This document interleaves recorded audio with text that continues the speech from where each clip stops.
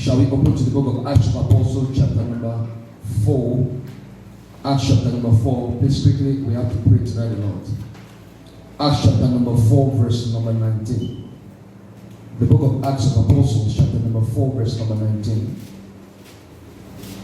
I'm using the King James Version, KJV. Acts chapter 4, verse number 19. Are we there? Acts 4:19. Hallelujah. Amen. Remember, we're going to look at this month of April to be the month of Obey God. Can someone say Obey God? Obey God. Say my neighbor, Obey God. Obey God. One more can say neighbor, Obey God. Obey God. So we're going to look at the month of April to be the month of divine obedience. Obey God. Obey God. Acts chapter number 4, verse 19. We are all ready now. We can read.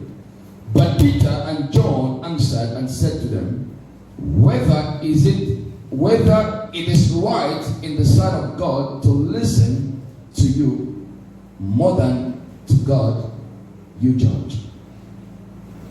Well, is it better? Is it better for us to listen to you, men? Is it okay for us to listen to you, men?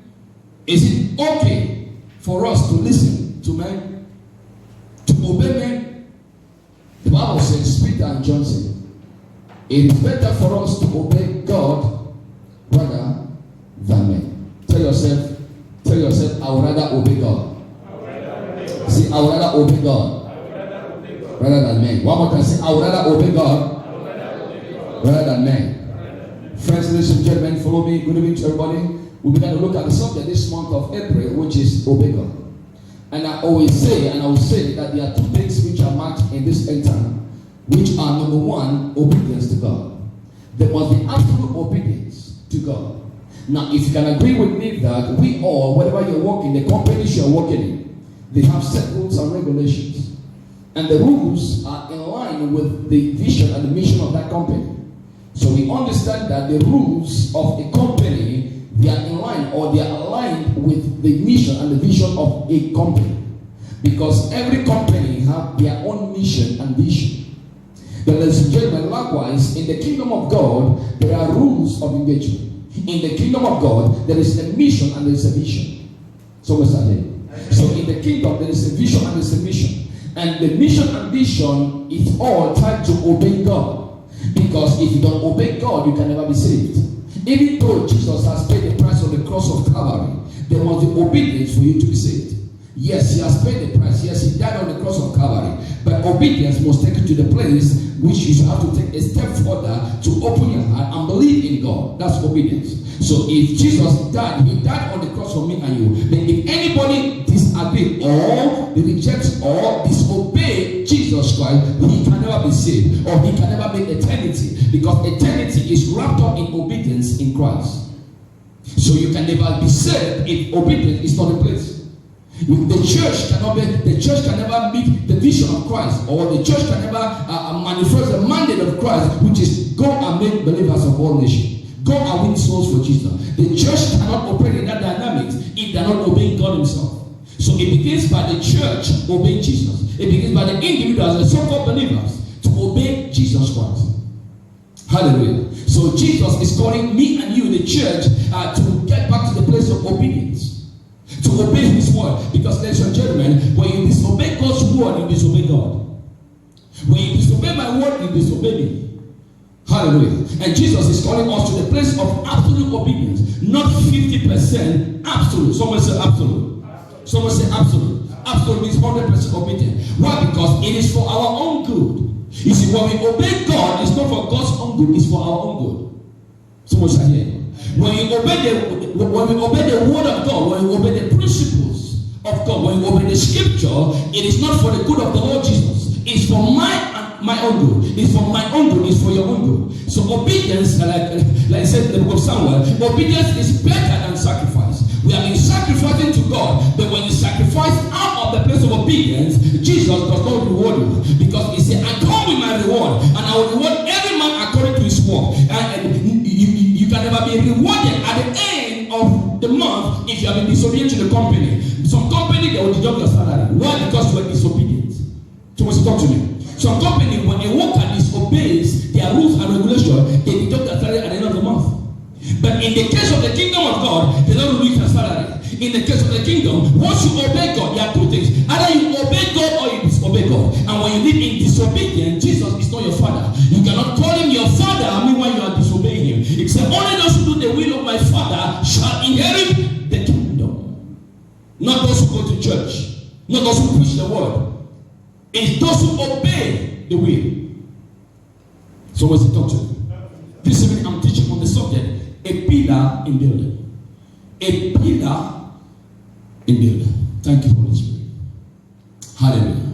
The last message we had last week, it was a call to build God's house from the book of Haggai. The last Wednesday we looked at the subject, God is calling me and you to build his house.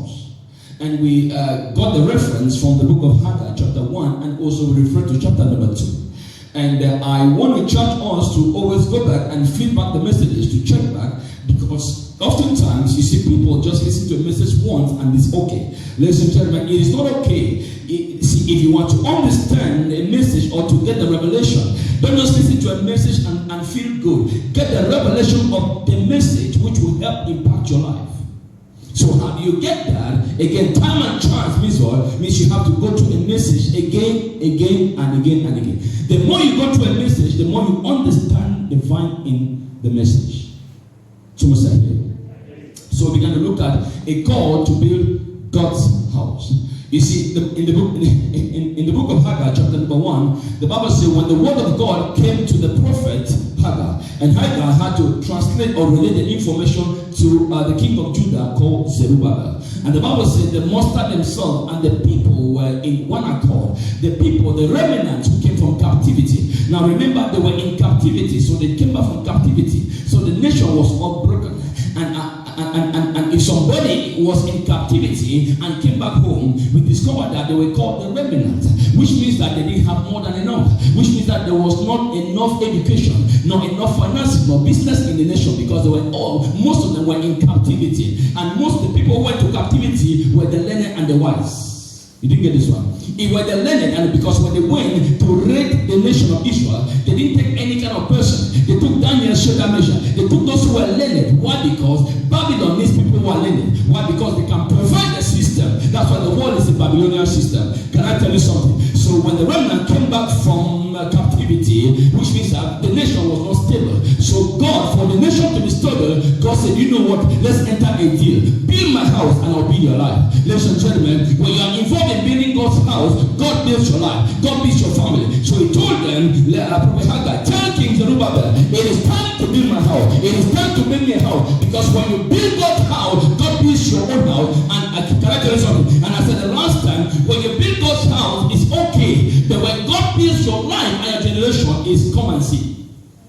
If you want God to build your generation, build God's house. If you want God to mold your life, if you want God to build your life, to make it colorful, because sometimes a life somebody can be living, but the life is not colorful.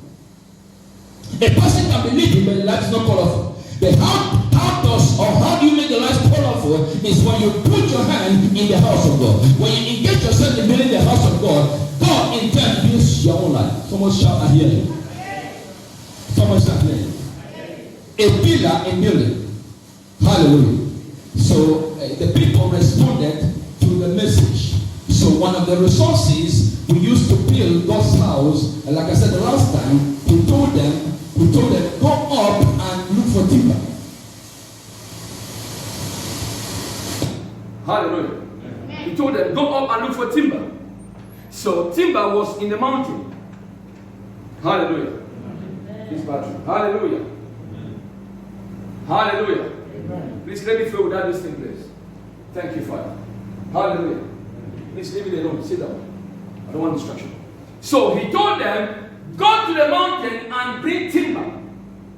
Go and look for timber. Why? Because timber is used for building. And I said, the reason why people are not building God's house, because they have not had a revelation of who Jesus is. If you have had an encounter with the Lord Jesus, you will learn to build his house. There is nothing you can do to God which will outweigh the life he has given you. What can you give God that can be better than what God has done for you. Hallelujah. I said hallelujah. Amen. So I said, if you want God to build your life, build God's house. Glory be to God. So the last week we saw a call to build God's house. So today we're going to look at a pillar. So one of the pillars to build God's house is what we want to talk about today. Hallelujah. Amen. Hallelujah. Amen. One of the resources he said, go up to the mountain and bring timber. Go up to the mountain and bring timber. Why? Because timber is needed for the building of the house. And I said that until when the Spirit of God is poured on high, upon us on high, Isaiah 2:15, then the desert will be transformed to a fertile field. A fertile field will transform to a forest. And I need the timber from the forest to build God's house. So the timber will not come if the Holy Ghost is not present. So it is the Holy Ghost that transforms a desert. And I said, stop complaining about the desert. Because the Holy Ghost is looking for a believer he can walk through, he can walk with. Because he's looking for a branch the vine can flow through in the desert to produce timber. And remember, money is made from timber. Hallelujah. Amen. So what do you need, money or the Holy Ghost? The Holy Ghost. Are you sure? Believers they need the money, not Holy Ghost. Hallelujah. If you're honest with us here, 99% we are more giving the money. I'll think about the Holy Ghost later. A wise man goes for the Holy Ghost first. Because with God all things are possible. There are things money cannot buy for you. There's a state in your life in health that money cannot buy health. There's a state that money cannot buy health. But when the Holy Ghost is present, he's called the healer. I say he's called the healer. I say it's called the healer. There are things that if you go, there are people that are having kidney transplant. They have the money. They are looking for somebody to buy their kidney. They are looking for money. They have the money. But their kidneys have failed. One of the brothers called me in this church. He called me, Pastor, look at what is happening. My brother called me and said, he's looking for somebody who wants to donate his kidney, maybe from home. He will pay. The money is available, but he doesn't have kidney. Hello? I say hello. But when the Holy Ghost is present, Holy Ghost will give you a brand new kidney. So it's not about money, it's about the Holy Spirit. Can I tell you that heaven has spare parts for human beings? Yes, sir. You know that? God can give you a brand new spare part. He's a creator. He's called Elohim. Hallelujah. Go for Jesus, don't go for money. Go for the Holy Ghost, don't go for money. So when the Holy Ghost is poured from on high, desert is transformed. So why would the Holy Ghost be poured on a desert? So that we can have timber to build. So we can have money to build. But sorry to say, when the Holy Ghost gives the money, most of us will run away. When the Holy Ghost bless some of us will run away. That's the saddest part. Hallelujah. Amen. So one of the resources we want to talk about in building God's house is your tithes and offering. Money is made from timber. To be used to build the house. We need timber to build, we need money to build. Hello? I say hello. We don't build the house of God with ago. Ago means that I will pay later. Hello? Suppose say ago. Ago means give me today. It's common with these plantation workers. They go and borrow things. They go and borrow things, food to eat. Give me, say no, ago. No, they won't say I will pay. Ago. It ends there. And they understand the language. Ago means pay or benefit. You don't build house with ago. No. When you go and buy building materials, you have to pay. Especially in this kind of country. It's cash and carry. Hello? Yes. I say hello. Yes. In this country, it's cash and carry. That's why they put check. If you don't pay, your check enters the bank. And if the check enters the bank hands it to the police. Police pursues. Pursue imprisonment. That's it. Yes, there are people who are in prison because of check. Bounce check. Yes. You don't know that? So don't say ago. Ago is in Africa. Not here. Someone say hallelujah. Someone say hallelujah. So one of the things, or a pillar, one of the pillars to build God's house, number one is your tithes and your offerings. Please follow me very well. Tithe is divine principle which was established right back from the Old Testament. And it says, if you look at Hebrews chapter number 7, please learn to write scriptures and go back and read if it was true. Deception is in the house of God nowadays. People use scripture to deceive other people. So please write down the scriptures, go back and search, go back and study it. If what Pastor was saying is true, please write down the scriptures. So in Hebrews chapter number 7, verse 1 to 10, we see Abraham paid tithe to Melchizedek. Look at Genesis 14 verse 20 as well. Genesis 14:20. Numbers 18. Numbers chapter 18 verse 21 to 26. These are some of the few references which you can embark on. Please follow me. Pay attention. We are looking at a pillar. What are the pillars to build God's house? How do we build a house? We need money. We need timber. We need resources. So God is saying, it is time to build my house. We saw the book of Haggai. The people said, it is not time. When you say it is not time to build God's house, God will say, it is not time for me to put you first. When you say it is not time to build God's house, God will say, it is not time for me to heal you. Oh yes. Because healing can be postponed. Miracle can be postponed. Breakthrough can be postponed. Is that true? Is that true? Yes, sir. Follow me very well. In the book of John, when the Bible said, when Jesus came to the tomb of Lazarus, John 11, he came to the tomb of Lazarus. The Bible says, Mary and Martha, they came with the people that came to Kodore. He said, take me to where they keep him, where they have kept him. They went to the tomb. He said, okay, roll away the tomb, open the key, let me pray. He said, look, by this time, someone said by this time. By this time. Someone said by this time. By this time. It says that by this time, that man is already smelling. Why are you disturbing yourself? By this time. By this time. Follow me very well. Jesus says something important. He says, you don't understand that I am here to do something. She was looking at Jesus to be a mere man. And Jesus said something. He said, your brother will rise again. Your brother will rise again. And the sister said, yes, I know. He will rise again on the last day. Did you see that? So the sister postponed the resurrection of the brother. They needed a solution that time. The sister said, no, leave it. He will rise up in the future. Can you solve it? Jesus said, no, I want to resurrect him now. I am the resurrection and the life. She said, no.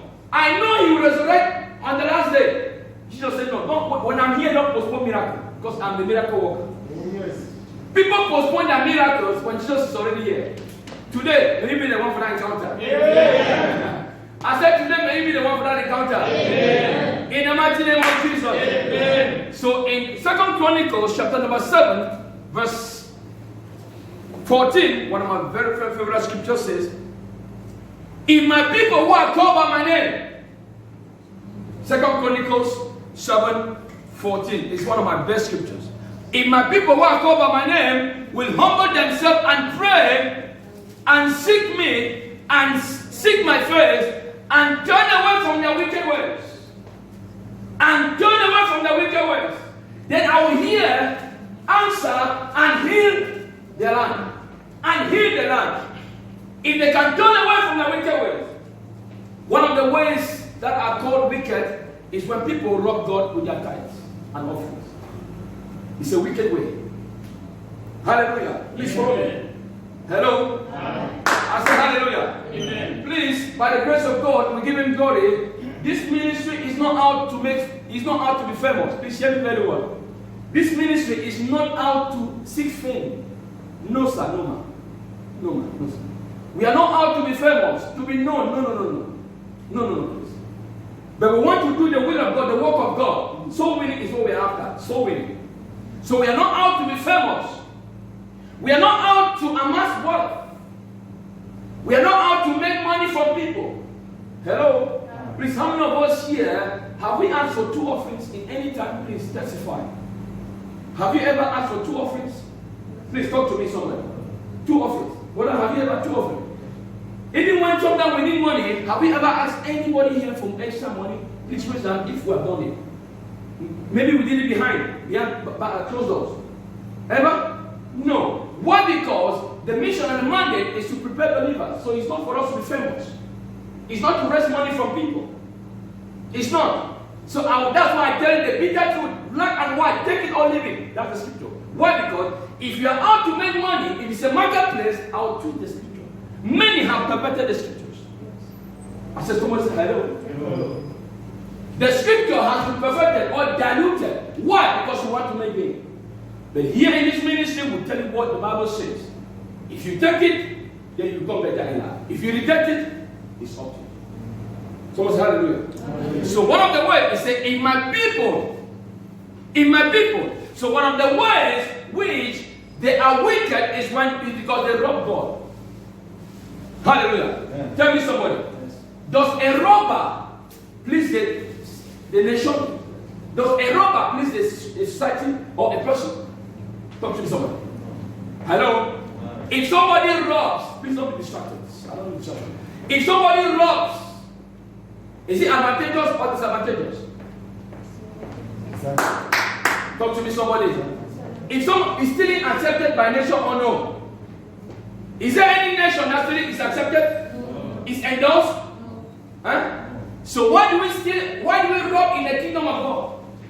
If a nation does not endorse stealing, so why will believers rob God? Hello? At least I read small law. Equity and trust. At least I read small law on my own private. Equity and trust. Equity and trust. That's God. Hallelujah. I say hallelujah. I say hallelujah. Amen. Somebody say a pillar in building. Say a pillar in building. Or a pillar in building. So it says, if they can turn away from the wicked ways, I will hear and answer and I will heal their land. So which means a land is cursed when the people rob God. A family is cursed when they rob God in their hands. A person is cursed when they rob God. A nation, a family is cursed when they rob God. If you can rob in a nation and you go to prison, what more of robbing God? God is a spiritual policeman. Where can I run away from your spirit? Nowhere. He's everywhere at the same time. So we are looking at a pillar in building. So it says in Romans chapter number 12, Romans 12, verse 9, love must be sincere, including your giving. Romans 12, verse number 9 says, love must be sincere, including your giving. Now you must understand that one of the wicked ways, like I said, is that we are robbing God. When you rob God, you're not sincere. When you rob God, you don't love Him. Can I ask you a question? Can you rob a lady you love? Talk to me, somebody. Can you rob somebody you love sincerely? Can you rob somebody you love sincerely? So why are we robbing God? We say, Lord, I love you. Lord, I love you. I love you, Jesus. I love you, Holy Ghost. But we are robbing Him. And God is asking, can a man rob me and go free? So in Romans chapter number 13, verse 16, love is the fulfillment of the law. If there is love, there must be giving. Because when you love a lady, you give to her, even without asking. Someone say, talk to me. Someone say, talk to me. Can I hear hallelujah here? When you love a lady, you give even when she has not asked you. Because giving is part of love. You cannot profess to love without giving. By the way, action speaks more than words. So love is not just a word. Love is an action. It's an action word that must be manifested in the giving. That's why the way God made it, that women are always moved by gifts. You not get this one. Hallelujah. Amen. I say hallelujah. So your love must be sincere in order for your giving to be sincere. If there is no love, there will not be any giving. So giving is in the love.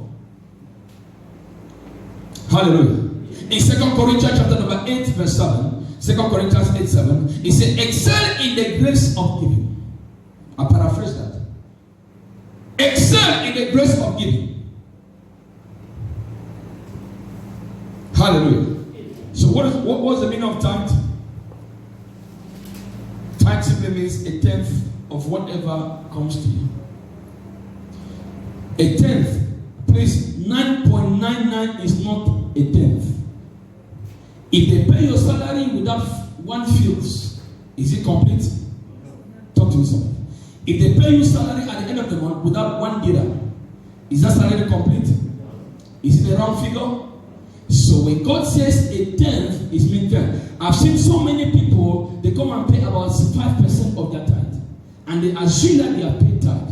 You just wasted the money. You could have better for you to go and shop or buy something for yourself. That was not tithe. You just wasted your effort. Hallelujah. It was a waste. No harvest. That's the reality. Please let me say the truth here. Because I shall be held accountable on that day. Hallelujah. So tithe is a tenth of whatever earnings. It can be of fruits, it can be crops.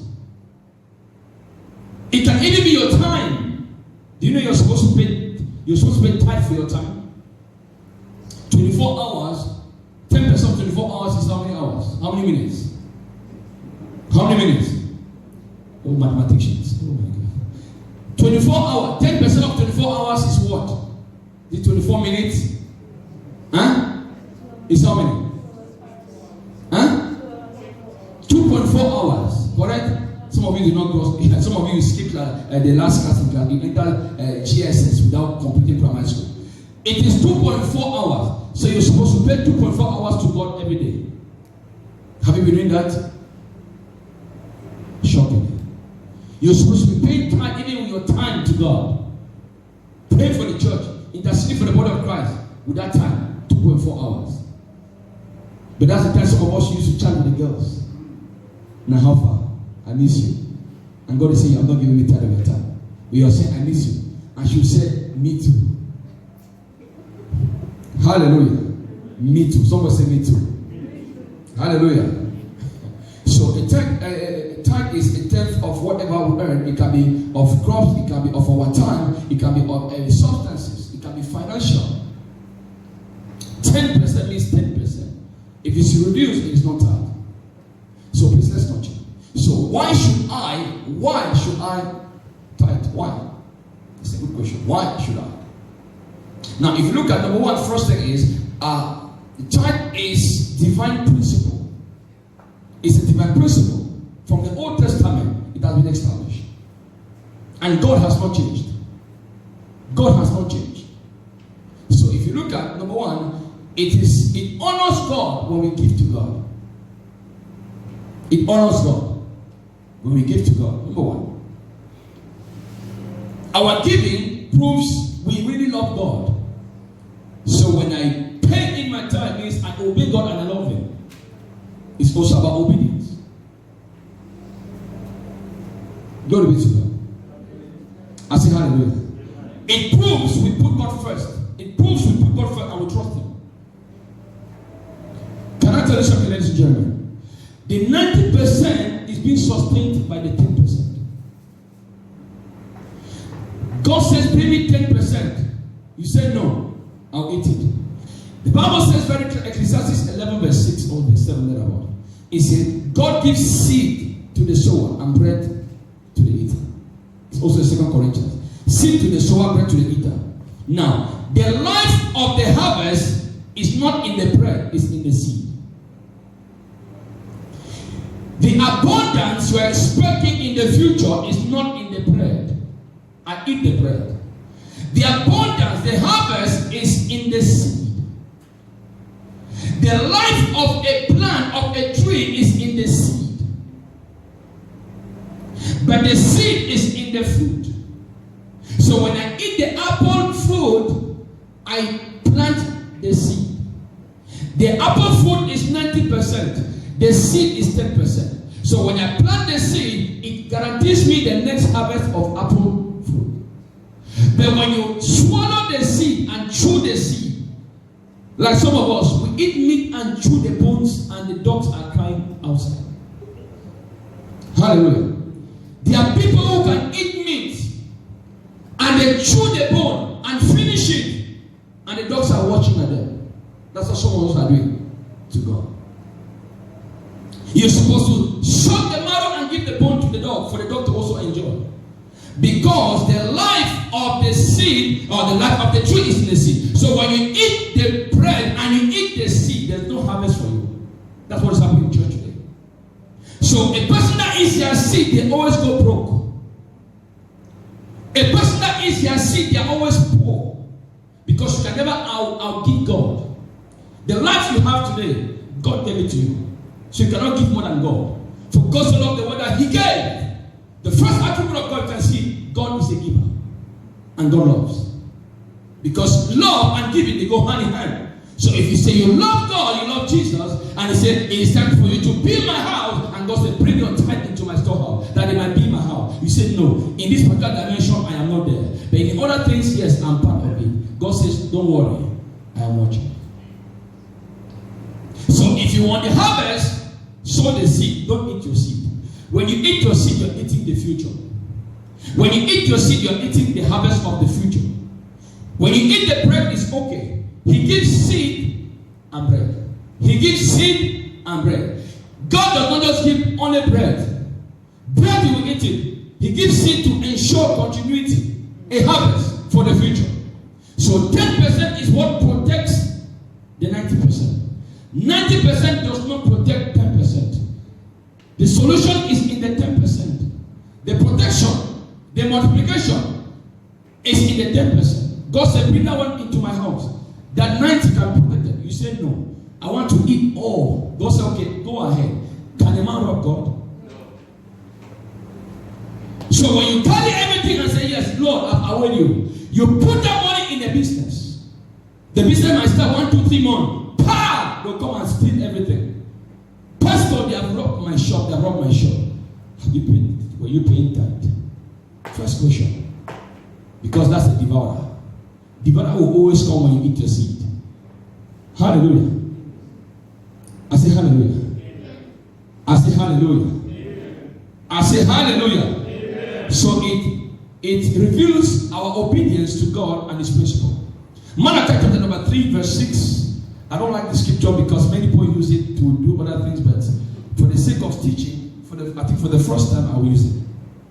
I don't like using Malachi because when you quote Malachi, yes, that's another pastor. He has joined them. He has joined them. Yes, he has joined them. I know what I'm talking about. I'm just being honest and sincere. Hallelujah. Once you say Malachi, they don't say Malachi, say Malachi. When our people hear Malachi, they say, oh, he has come again. It's our money they want. May I ask you how much you have? Please let me ask you how much you have that God does not have. 1,000 cattle on the hill, He owns everything. So what do you have that He did not give you? It is God that gives us power to make wealth. If you don't know these things, what do you have? That's more than gold. Hallelujah. So it says, I the Lord, verse 6, Malachi 3:6. It says, I the Lord, I do not change. So you, all descendants of Jacob, are not destroyed. Now if you go down to verse 7, it says, return to me and I will return to you. So if you look at the previous verse where we read, where God said, if my people who are called by my name can humble themselves and change from their wicked ways. Like I said, one of the wicked ways is they rob God in their tithing and their offering. If they can change in that dimension, when they call, I will hear and I will heal the land. So families are cursed. Why? Not by the witch and wizard, but by God Himself. Oh yes, because of this. So if you look at it, He said, return to me. How can we return to you? He said, return to me in your tithes. Please go to verse 7. God said, return this. How can we? How? Tell us. He said, return to me in your tithes and offerings. It's God saying. Hallelujah.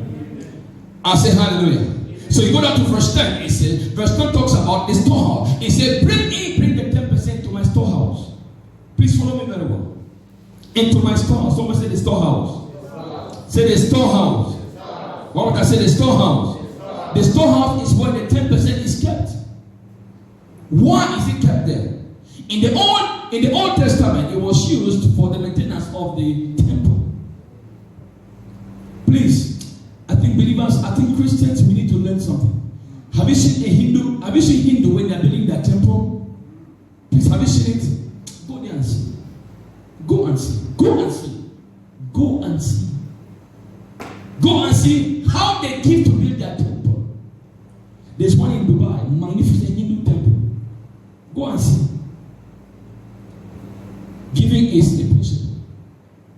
Hallelujah. I say hallelujah. So the storehouse is used, number one, we use the storehouse to do what? To pay for the rents of the hall. We don't own this property, we don't own it. In this nation, you don't own properties like this, you don't own them. So we rent it. So when it comes into the storehouse, we use it to pay the rent, and it's expensive. Compared to if you look at it and what we pay, it's expensive. But what can you do? Hallelujah. So when the storehouse is full, he said, bring it into my storehouse that there might be meat. Meat for the storehouse. That meat is not even for the storehouse, it's for you. When you bring in the 10% that there might be meat in my house, if you look at it very well, it's for you that brought it in. It's for your own guarantee. It's for your own guarantee and your own provision. Not for God. Hallelujah. I say hallelujah. So we pay the rent of the hall. We also ask transportation, and also for evangelism. Mass evangelism. The mission of Christ must be accomplished, must be fulfilled through this ministry. It says vision is to prepare believers for the second coming. How will they hear? Somebody must go there. Mass evangelism is being done by this ministry. I give God the glory. You go to Agir, go to Adam Village, go to Umakpi, Dosha area. We are all over. Someone say hallelujah. In Asakama City, we are all over. Why? The mission of Christ to win souls. Remember, we are not out to be famous. We are not out to make money. We are out to preach the undiluted word. Soul winning. Someone say soul winning. So how will the vision be accomplished if the storehouse is empty? So when we bring it to the storehouse, it helps us to get to evangelism and also support orphans. Orphanages are being supported. Orphans are supported. It looks very small, but the work we do spiritual, the work we do out there, we might not need to tell you everything. By the grace of God, we give him glory. We're on a good track. I say we're on a good track. We're on a good track. Instead of us eating the money, we rather look at an orphan and sponsor them. We might not tell you everything, but we're on a good track. Someone say hallelujah. Someone say hallelujah. Benefits of tithing, number one. I want to give those two and we have to pray today. Two benefits, number one. Malachi 3:10. Please permit me using this scripture today. I don't like using it. But for the sake of emphasis on what I'm teaching tonight, it says, I'll open the floodgates of heaven and pour out blessings. Floodgates of heaven. Now, if you remember very well in the book of Haggai where we read, God says, I've shut the heavens.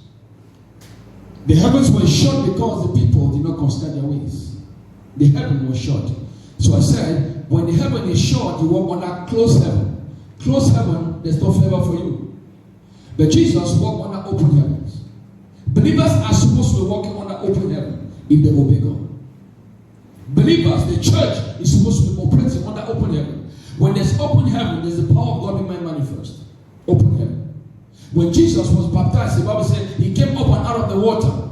A voice spoke from heaven. This is my beloved son. Why? Because you look at the Holy Ghost came down and rested upon him. Why? The heavens opened. When you walk under open heaven, there is favor.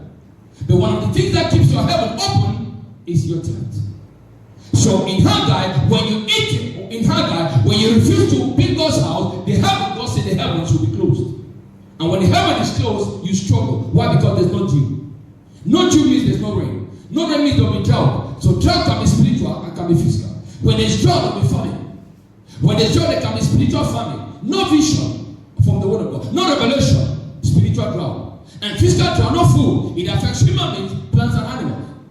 So you can walk, and the Bible said, God said, I even struck their hands with mildew and blind. Why? Because they are not considering my house to build my house. So if you eat your time, devourers will knock your door. They can come in any way. Don't ask me, Pastor, which way? I don't know. But they will come for sure, 100%. Once you engage in eating your tithe, as you don't, devourers will wait at you. And you pay what you are not supposed to pay. Hallelujah. I say hallelujah. It says, you look at Malachi 3:11. It says, that's Haggai. Haggai, it says, I call drought. That's the book of Haggai. Haggai 1:10. It says, the heavens withheld the rain and the crops could not give the increase. Verse 11. He said, I call for a drought. This is God saying, I call for a drought. Why? Because they did not consider to build my house. I called for a drought, and I said, when there's a drought, there is no blessing. So one of the things that shuts the heaven is when you eat your tithe. It shuts the heaven and invites devourers. Even what you have worked and never for, God said, I blew the way. One, you have to consider your ways. Hallelujah. A pillar in building. Can we all say a pillar? A pillar in building. Hallelujah. Secondly, divine preservation. So the first thing is he opens the floodgates of heaven. Number two, divine preservation. I don't want to lay emphasis on tithing. I'm just teaching. It just comes because we are talking about obedience this month. If not, I don't teach about money. I don't talk about money. I talk about Jesus Christ, and I go to my house. Hello? I always talk about Jesus, not about money. But it happens that we are dealing with obedience, and one of the things I saw and I've experienced that is hindering many people, this issue of tithing, is keeping many so-called believers, many of them. Sometimes I want to pray for somebody, and it shows me I cannot pray again. When it shows me the Holy Ghost is speaking, I cannot bribe God, so I have to stop. You go through what you are going through. So divine preservation, it says it preserves us from calamities or pests like locusts, devourers. Remember, the devourers come to kill, steal, and destroy. Verse 11 of that book, it says, the vines of your field will not cast their fruits. That's Haggai 1:11. The vines will not cast their fruit means that even what the tree will produce will be devoured, destroyed. Hallelujah. So when it is destroyed, there's no harvest. Hallelujah. Listen to me, child of God. There was a brother here in this church. He called me one day that he's in the police station here in this place. No, he sent me a WhatsApp that he has been apprehended in the police station.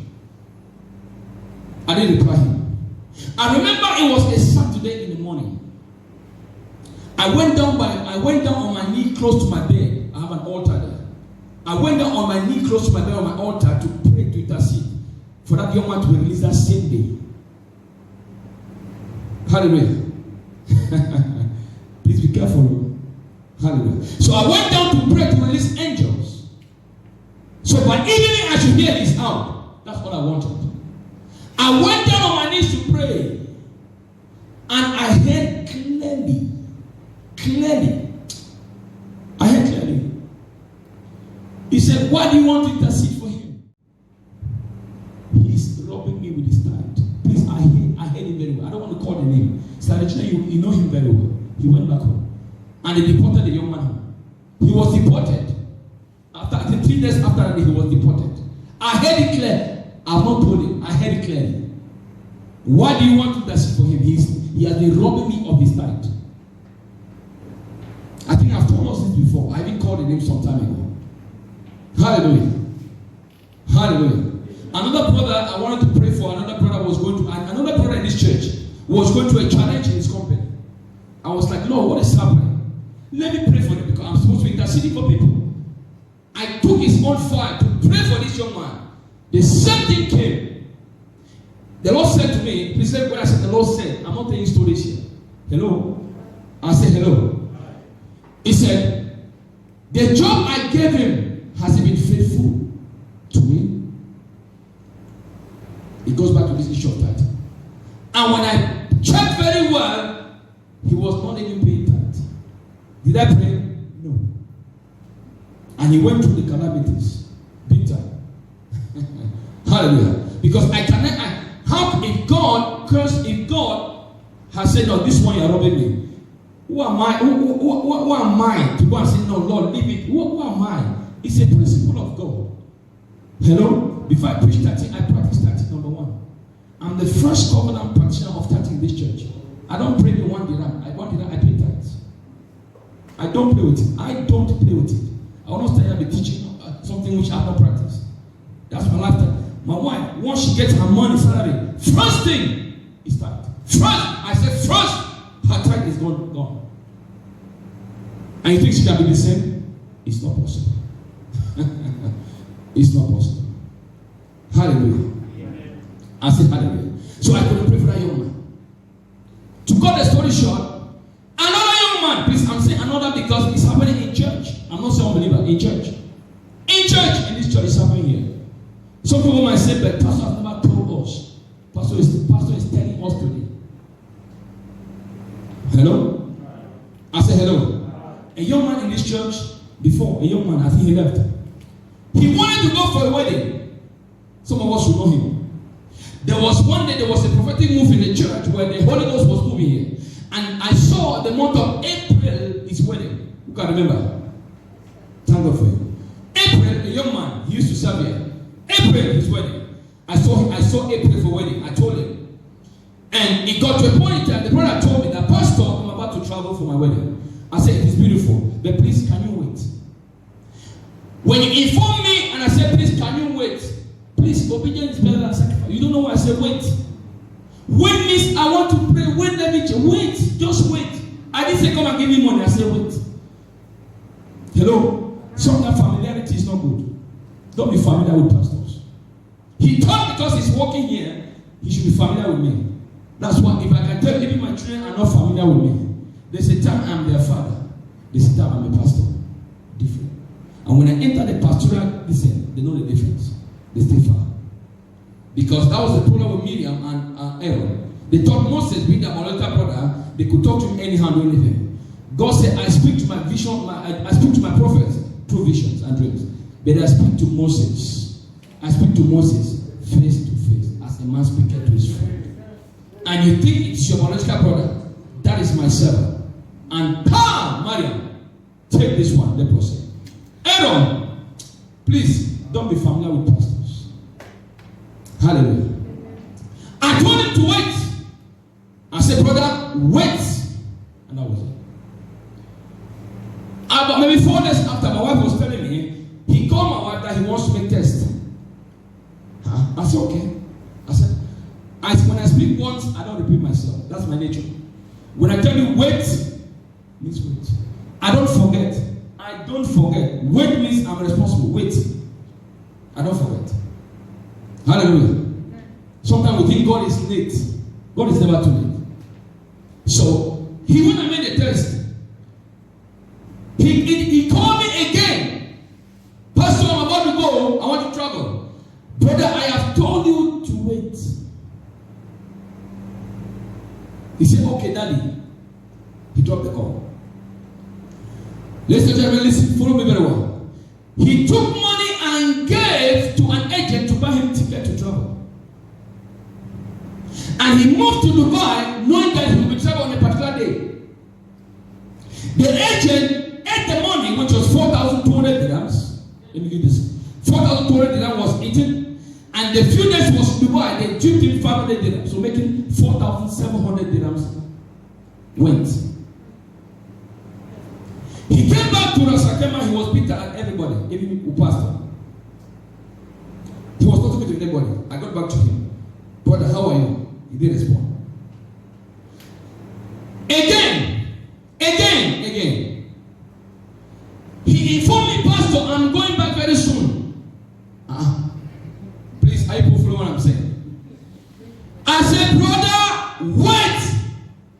Again, I said, wait.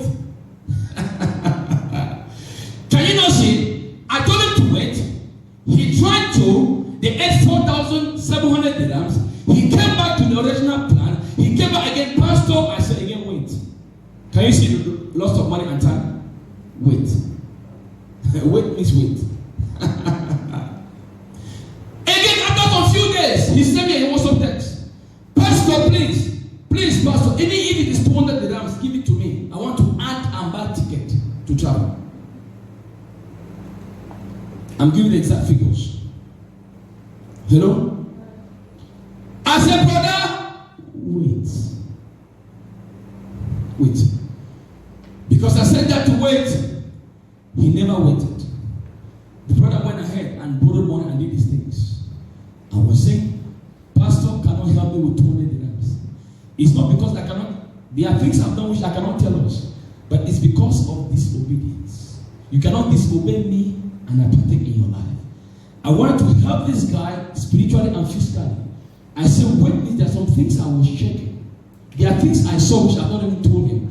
And he went there, he entered it correctly, big time, because he refused to wait. He disobeyed. And when I began to pray, and now saw, he spoke to me, he said, my son, he said, look at that figure, 4,700 divided into. And I discovered that his salary was almost approximately 800 dirhams. 700 something, almost 800 dirhams. I think 865 dirhams there about.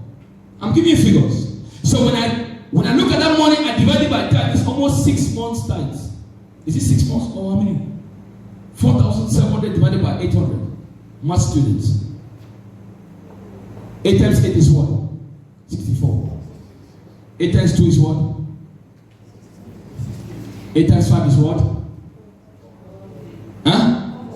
8 times 6 is what? 40. So it was approximately tithe for 6 months.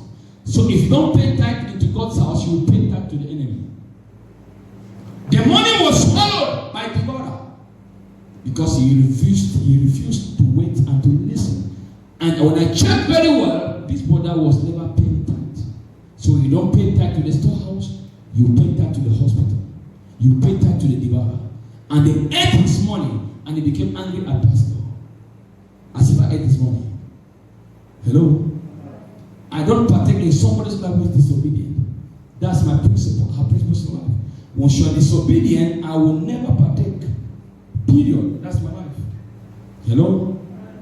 So we have to understand that God is calling me and you to the place of obedience in paying our tithes. It's just that easy. But we have refused and rejected. And God said, okay, consider your ways. Can a man rob God? You can never. In 2 Corinthians chapter number 9, verse 6 to 7, he said, God loves a cheerful giver. So consider your ways. In Ecclesiastes chapter number 11, verse 6, he said, God gives bread, gives seed to the sower and bread to the eater. So what am I trying to say? That we should come back to the place where we have to obey God in our tithes and offering. Because these are the things which are used in building the house of God. So you can never rob God and go free. If you don't pay tithe to God, you pay abundantly to the devil. Please rise up to your feet. Thank you, Father. Please rise to your feet. We are about to pray.